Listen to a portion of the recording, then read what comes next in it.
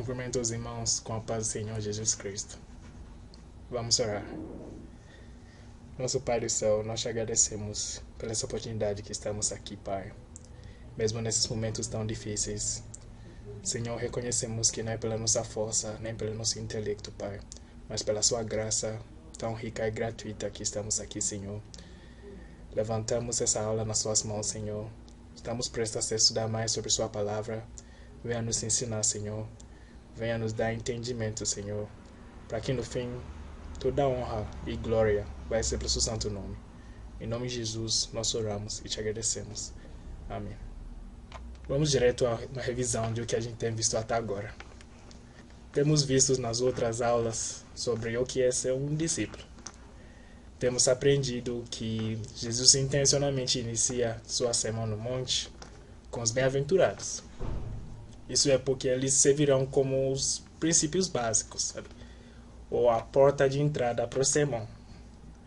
Ela nos dá algumas visões mais gerais que devemos ter como discípulos, mesmo antes das coisas particulares sobre a vida cristã. Além disso, a gente tem visto também que os bem-aventurados mostram o caráter de Jesus Cristo e o que ele espera dos seus discípulos. A gente viu também que há várias interpretações dessas declarações de Jesus, mas nesse módulo a gente escolheu enxergar nem como o Dr. Martin Lloyd-Jones, que é um dos maiores teólogos ingleses. E ele propõe aqui os bem-aventurados são uma espécie de escada, sabe? As três primeiras falam da necessidade, sabe? A necessidade da humanidade, sabe? Que é em relação à pobreza de espírito, sobre chorando pelo pecado e mansidão. Aí a segunda parte dessa escada vai falar sobre a provisão de Deus diante disso, sabe? Assim, ou seja, a anseia para a satisfação pela justiça. E o terceiro que a gente viu na aula passada são referentes a resultados, que é misericórdia, pureza de coração, pacificação. E faltou mais um que a gente não tratou ainda. E hoje, até o fim dessa aula, eu espero que conseguimos tratar isso também, que é referente à perseguição. Hoje iniciaremos um novo bloco do Sermão do Monte. Eu falo que é novo, mas de verdade é uma consequência direta dos bem-aventurados que vimos nas aulas anteriores. Porque enquanto os bem-aventurados apresentam as características de Jesus, que Jesus espera num discípulo, o que vamos tratar agora mostra como essas características são aplicadas, o impacto que isso tem no mundo ao redor. E isso é muito importante, irmãos, porque embora aqui somos chamados a ser diferentes em todos os aspectos, ainda vivemos nesse mundo. E a nossa vida traz uma contradição aos padrões do mundo, e devemos saber como lidar com ela. E na aula de hoje, Jesus vai nos ensinar justamente como fazer isso, usando dois símbolos, que é o sal e a luz. Vamos iniciar com uma leitura da palavra. Vamos começar do versículo 13 a 16, depois a gente volta para o 10, do Mateus capítulo 5. Eu leio aqui, do NVI. Vocês são o sal da terra, mas se o sal perder o seu sabor, como restaurá-lo? Não servirá por nada, exceto para ser jogado fora e pisado pelos homens. Versículo 14. Vocês são a luz do mundo. Não se pode esconder uma cidade construída sobre um monte. Versículo 15. E também ninguém acende uma candeia e o coloca debaixo de uma vasilha.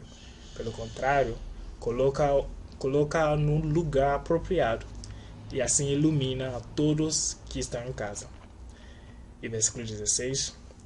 Assim brilha a luz de vocês diante dos homens, para que vejam as suas boas obras e glorifiquem o Pai dos céus, o Pai de vocês, que está nos céus. Provavelmente você está assistindo esta aula com um senso de empatia, sabe? Como se não importasse muito com você. E, de fato, você provavelmente está se perguntando, por que mesmo eu devo levar isso a sério, sabe? Porque isso tem a ver comigo, assim. E a primeira coisa que eu vou falar para você é simplesmente porque são palavras de Jesus. E não pode ser um discípulo verdadeiro se não leva as palavras do mestre como ordens, mas você olha elas como apenas sugestões. Mas além dessa razão, eu quero rapidamente chamar nossa atenção a 3 razões porque devemos querer aprender a aula de hoje. Primeira coisa, viu como as frases que a gente leu são colocadas? Jesus começa dizendo, ó, vocês são. Ou seja, ele está referindo a nós. Ele está descrevendo nossa natureza, nossa identidade. Quem os discípulos realmente é, sabe? Ou seja, isso significa que é o que define um discípulo também. É um dever, é uma função, sabe? Não pode ficar em cima do muro sobre isso. Você não pode decidir ser um discípulo e não agir como um sal ou luz nesse mundo. O segundo ponto que eu quero chamar nossa atenção é quando Jesus fala da cidade sobre o monte, que não pode ser escondido. Claramente, essas evidências, sabe, de quem vive esses bem-aventurados não pode ser escondido. No contrário, assim, ela naturalmente fica evidente ao todo mundo, sabe? Enquanto você vive o sermão do monte, naturalmente eles começam a se demonstrar e fica evidente ao mundo inteiro.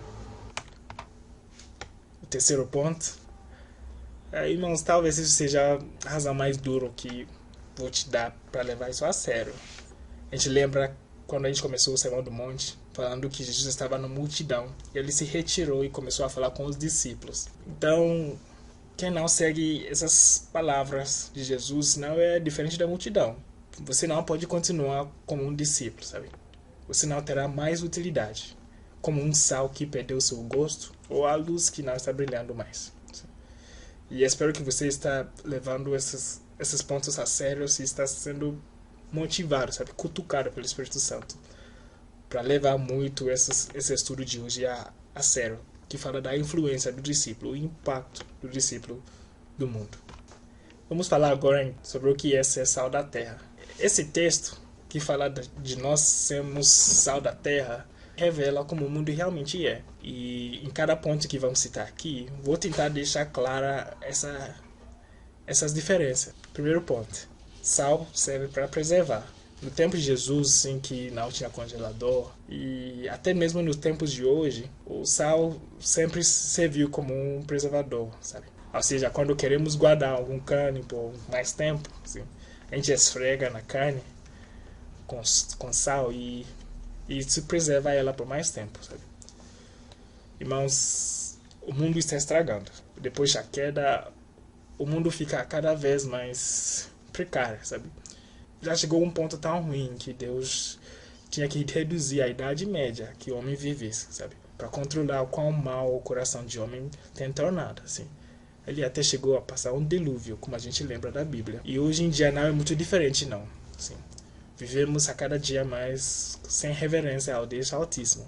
A gente vive como se não existe nenhum Deus, sabe? Um verdadeiro discípulo, bem-aventurado, ele é chamado a preservar o mundo e desacelerar esse processo de apodrecimento moral. Isso é pelo jeito que ele é pacífico no trabalho, ele é humilde, ele anseia por justiça na sociedade, o jeito que a gente vive, sabe? Esses bem-aventurados é o que conserva. Ou seja, ao invés de dizer que o mundo é assim, todo mundo faz assim, é normal. Não, ele não segue a onda e ele não se conforme a ela. O segundo ponto também, que eu acho que todo mundo vai concordar comigo, é o gosto que sal dá para comida, né? Infelizmente, o mundo é a cada vez mais sem sabor, sabe? Assim, o pessoal se sente mais frustrado e perder interesse em até viver, assim. Para muitos, o mundo está sem sentido, assim. Então, eles buscam isso em outras fontes, sabe? O sentido da vida é em muitas outras fontes, assim. Por isso que alguns resolvem bebida, sexo, mas o discípulo é chamado a ser sal nesse sentido também. Nós conhecemos o sentido da vida, nós sabemos o propósito da vida e cabe a nós continuar dando esta esperança para o mundo, mostrando para o mundo que ainda há esperança e que não estamos fora do alcance de Deus. Demos a esperança ao mundo que o mundo mais precisa, sabe? E isso não significa que vamos enlouquecer com política e vamos gritando de lá para cá, não. Mas isso pode ser vivido nas coisas mais simples, irmãos. nossa casa, nosso trabalho, entre nosso ciclo de amizade, sabe? Em lugares, esses são os lugares que há mais impacto e influência. Assim. Sua presença somente deve controlar o tom, por exemplo, de uma conversa. Assim, você entra num lugar e aqueles que conhecem você já fica ligado, sabe? Assim, que não posso falar qualquer coisa porque esse fulano está aqui, sabe? Assim, não é qualquer assunto que posso levantar porque esse fulano está aqui. No seu trabalho, por exemplo, sua presença somente, assim, deve ser capaz de parar muitos atos de corrupção. Deve ser um susto para aqueles que querem praticar corrupção nos seus trabalhos. E se seu cristianismo não está preservando o mundo de alguma forma ou adicionando sabor a ela, irmãos, então, por favor, vamos rever os bem-aventurados e analisar nós mesmos, assim, aonde ou o que podemos fazer melhor. A boa notícia é que o Espírito de Deus faz tudo isso crescer dentro de nós. Ele vai nos ensinar e ele vai nos capacitar para isso. Como o sal demonstra o quanto o mundo está apodrecendo, a luz também mostra como o mundo vive em escuridão. Com nossos exemplos e nosso estilo de viver, a gente revela a escuridão da vida da humanidade. Assim, o mundo ama muito a escuridão, sabe? Porque é nela que ele possa continuar as suas obras más, assim. Mas o discípulo não deixa isso acontecer. Ele expõe a escuridão. Como que ele faz isso? Sim. Simplesmente fazendo as coisas corretas, irmãos.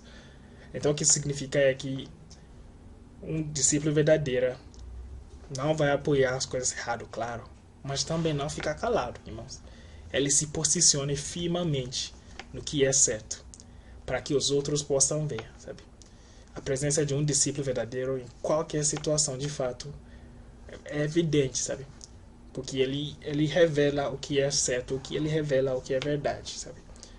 A nossa atitude como discípulos de Jesus não é ficando no muro, não é aquela apatia que não me importa, sabe?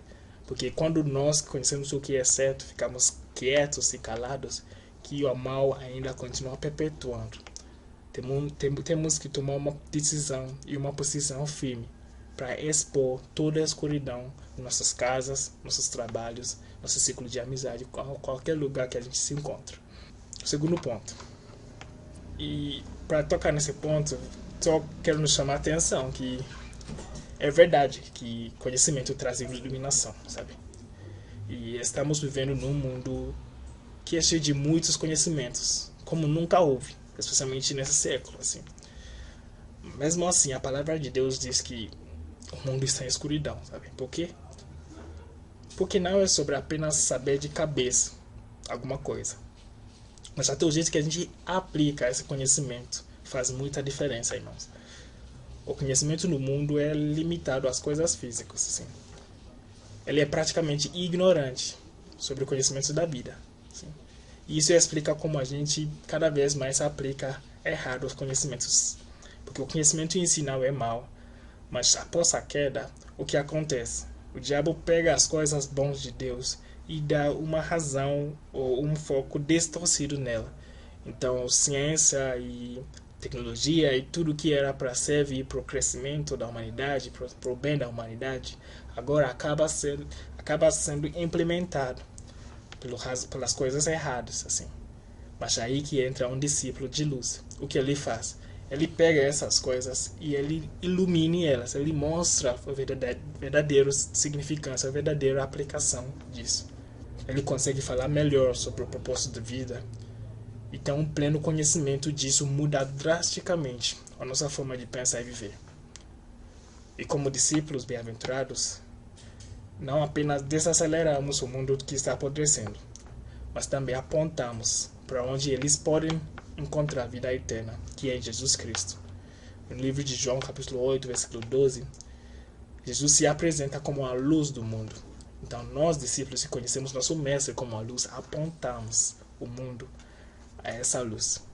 Então, a gente paga o mundo em seus caminhos mais como sal, e também a gente serve como um exemplo, como uma direção, como uma luz a qual eles podem viver. Irmãos, obviamente não podemos viver tão contra a cultura e achar que o mundo nos deixará em paz, né? Sim. O próprio Jesus fala em João 3,19. Ele fala que esse é o julgamento. A luz veio ao mundo, mas os homens amaram as trevas e não a luz, porque as suas obras eram más. Ou seja, na mesma forma que a gente impacta o mundo com o nosso novo caráter, o modo também, o modo que a gente reage, o modo que a gente comporta, o mundo também vai ter um retorno, um feedback que eles vão nos dar, sabe? Que vai ser de hostilidade, vai ser de resistência, sabe? E Jesus comenta justamente isso em Mateus 5,10. Agora vamos voltar para o último bem-aventurado. Mateus 5,10. Há um preço para pagar para ser um discípulo de Jesus e querer transformar o mundo. Para ser sal e luz não é fácil, assim, não é barato. Há um preço para pagar, há um custo associado. O mundo vai te odiar porque eles não vão entender seu jeito. E quando eu falo de perseguição, eu sei que imediatamente nossa mente provavelmente vão para as coisas mais gritantes, né? Como agressão, prisão, sabe, tortura, morte, sabe, renúncia a seu Deus, sinal ultimato. E essas coisas são de fato relacionadas à perseguição, como a gente vê em alguns países, mas também são nas coisas mais sutis, sabe, menos violentas, sabe? Por exemplo, difamação, assim, críticas, pessoas fazendo gracinha de você porque você é cristão, sabe, e muitos outros, assim. Ou seja, qualquer atitude que tenha como objetivo de ofender, sabe, ou de desestabilizar sua fé. Essa é uma perseguição, sabe?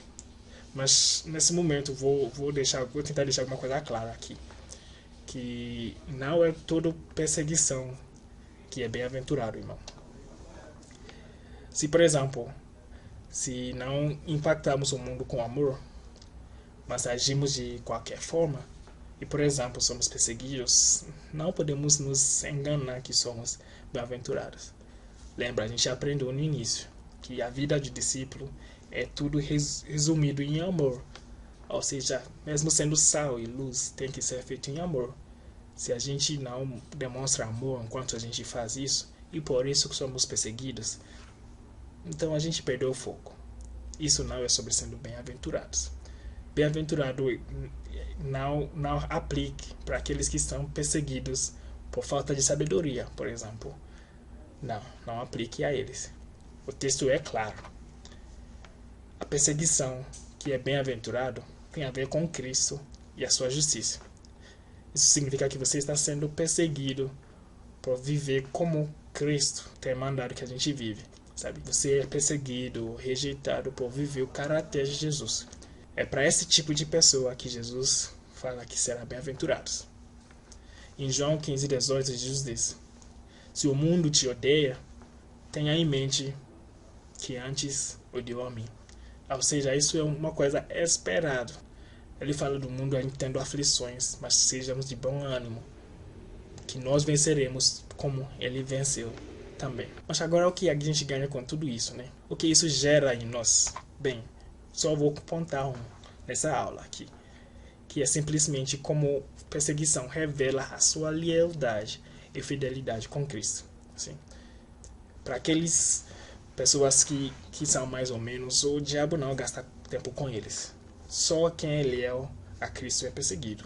Percebeu? A perseguição revela então nossa semelhança com Cristo. Por isso que quando você está vivendo no seu trabalho, sua casa, seus amigos, como cristão, e você não está sentindo nenhum tipo de pressão, sabe? Em termos que a gente tem falado sobre aqui, para um pouquinho e rever as coisas. Será que estou realmente refletindo a vida de Cristo aqui? Ou estou me conformando aos padrões desse mundo? Um discípulo é chamado para ser diferente. Um discípulo é chamado para ser a luz. Um discípulo é chamado a ser sal. E essas ações contraditórias aos padrões do mundo, com certeza gerar um atrito, gerar um tipo de confronto.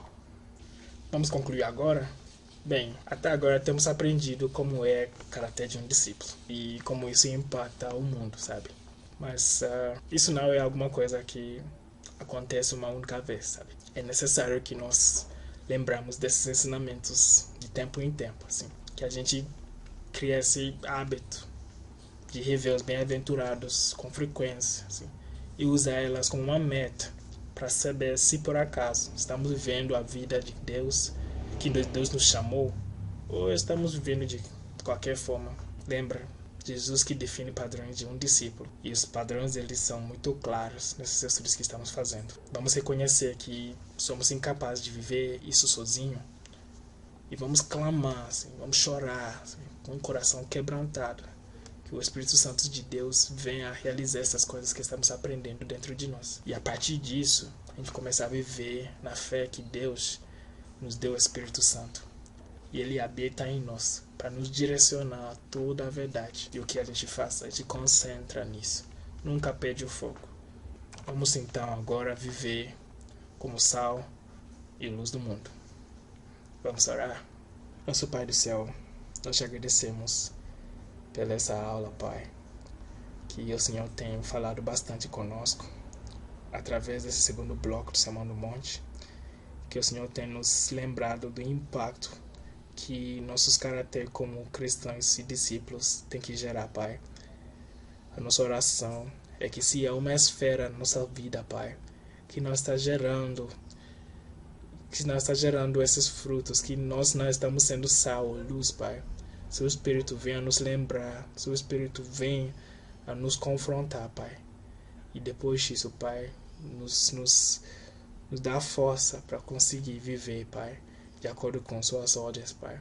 De acordo com como um cristão verdadeiro tem que viver. Para que no fim toda honra e glória vai ser para o seu santo nome. Em nome de Jesus nós oramos e te agradecemos. Amém.